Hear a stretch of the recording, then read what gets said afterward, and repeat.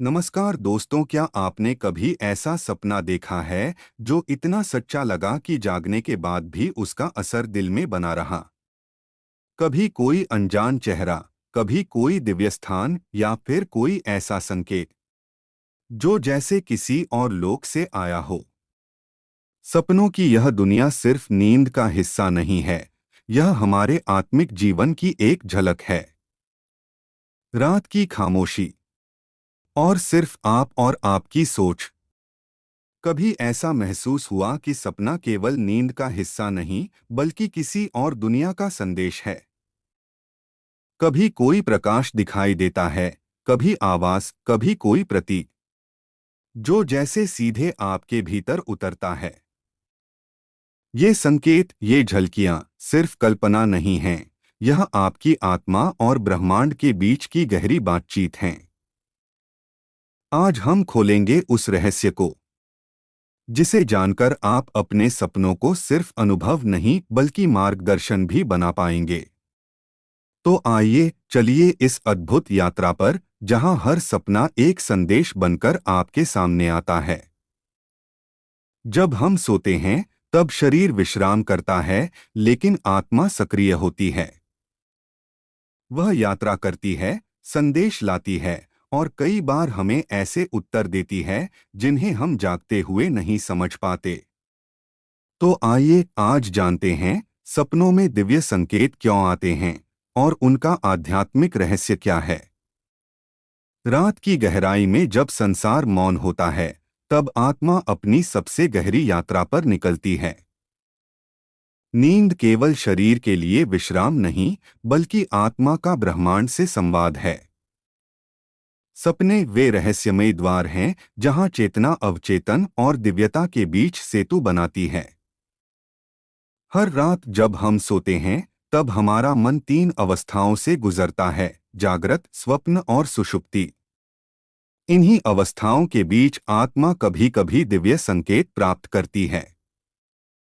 ये संकेत सामान्य नहीं होते, ये किसी ऊंची चेतना का संदेश होते हैं। कभी चेतावनी, कभी मार्गदर्शन और कभी आने वाली घटनाओं की झलक।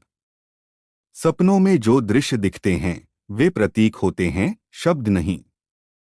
कभी पानी का सपना आत्मिक शुद्धता का संकेत होता है, कभी आग का सपना भीतर की शक्ति और परिवर्तन की ओर इशारा करता है। कभी उड़ना आत्मा की स्वतंत्रता का प्रतीक होता है। ये सब दृश्य हमारी आत्मिक अवस्था के अनुसार बदलते हैं। अब समझिए एक रहस्यमयी कथा। बहुत समय पहले हिमालय की गोद में एक साधक रहता था। नाम था ऋषि एकांतानंद। वह दिन रात ध्यान में लीन रहते, संसार से दूर। एक रात उन्हें स्वप्न में एक दिव्य आलोक दिखाई दिया। उस प्रकाश में एक आवाज गूंजी, तुम्हारा समय निकट है, पर्वत के उस पार वह स्थान खोजो जहां जल बहता है पर ध्वनि नहीं होती। सुबह उठकर ऋषि ने सोचा कि यह तो मात्र सपना होगा, परंतु 3 दिन तक वही स्वप्न बार बार आने लगा। उन्होंने उसे दिव्य संकेत मानकर यात्रा आरंभ की। कई दिन चलने के बाद वे एक ऐसी गुफा तक पहुंचे जहां भीतर एक झरना था, पर उसकी ध्वनि बाहर तक नहीं आती थी। गुफा के भीतर ध्यान करते हुए उन्हें समाधि का अनुभव हुआ। उसी क्षण उन्हें आत्म साक्षात्कार प्राप्त हुआ। ऋषि समझ गए, सपना कोई भ्रम नहीं था, वह ब्रह्मांड का संदेश था जो उन्हें उनके मार्ग तक ले गया। इस कथा का सार यही है कि सपनों में आने वाले संकेत कई बार हमारे जीवन का दिशासूत्र बन जाते हैं। ब्रह्मांड हमें बार बार कुछ कहना चाहता है, पर हम सुन नहीं पाते। कभी सपनों में कोई दिव्य व्यक्ति दिखाई देता है, कभी अपने गुरु या डिपार्टेड सोल हमें दर्शन देते हैं, कभी भविष्य की घटनाओं की झलक भी मिलती है। इसे विज्ञान प्रीकॉग्निटिव ड्रीम कहता है और अध्यात्म इसे आत्मिक संवाद। परमहंस योगानंद जी ने कहा था, जब आत्मा शुद्ध होती है तब वह ईश्वर से संकेतों के रूप में संवाद करती है। यानी हमारे सपनों की पवित्रता हमारे विचारों की शुद्धता से जुड़ी है। जो व्यक्ति दिन भर क्रोध, ईर्ष्या या भय में जीता है, उसके सपने भी अशांत होते हैं। पर जो व्यक्ति भक्ति, प्रेम और ध्यान में जीता है, उसे दिव्य दृष्टि प्राप्त होती है। सपनों में दिव्य संकेत तभी आते हैं जब हमारी चेतना ऊंचे स्तर पर होती है। रात्रि के समय जब हम नींद में डूबते हैं, तब मस्तिष्क की तरंगें धीमी होकर थीटा स्टेट में पहुंचती हैं। यह वही अवस्था है जहां मन और आत्मा के बीच का पर्दा पतला पड़ जाता है। यहीं से आरंभ होता है दिव्य संपर्क। कई बार आप किसी समस्या के बारे में सोचते सोचते सो जाते हैं और सुबह समाधान सपने में मिल जाता है। वह समाधान आपकी आत्मा से आता है, बाहर से नहीं। कभी कभी पूर्वजों के रूप में भी दिव्य शक्तियां मार्ग दिखाती हैं। वे कहते हैं, यह मत करो, यह सही है, यह गलत है। ये केवल भ्रम नहीं, बल्कि आत्मिक ऊर्जा की तरंगें हैं जो हमारी चेतना से संवाद करती हैं। अब बात करते हैं कि कैसे पहचानें कि कोई सपना दिव्य संकेत है या केवल कल्पना। अगर सपना बहुत स्पष्ट, शांत और प्रतीकात्मक है, तो वह दिव्य संकेत हो सकता है। अगर सपने के बाद मन में गहरी शांति और प्रेरणा उत्पन्न होती है, तो समझिए आत्मा ने कुछ कहा है। पर अगर सपना डर, बेचैनी या भ्रम से भरा है, तो वह केवल मन की उथल-पुथल है। दिव्य संकेत कभी भय नहीं देते, वे केवल दिशा देते हैं। कई संत, महात्मा और ऋषि अपने जीवन के बड़े निर्णय सपनों के माध्यम से ही समझ पाते थे। रामकृष्ण परमहंस को उनके गुरु तोतापुरी का दर्शन पहले स्वप्न में हुआ था।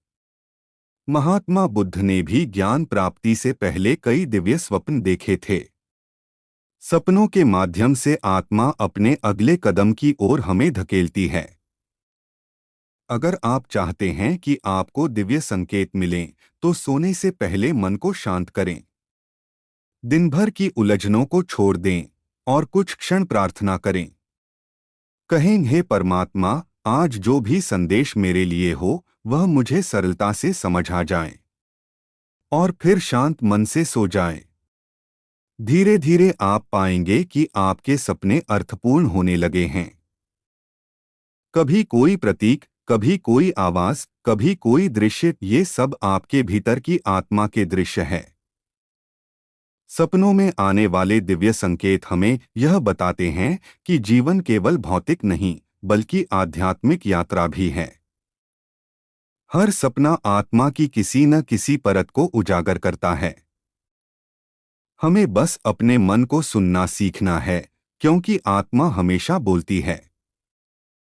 कभी शांत जल की तरह, कभी झरने की तरह, कभी मौन प्रकाश की तरह।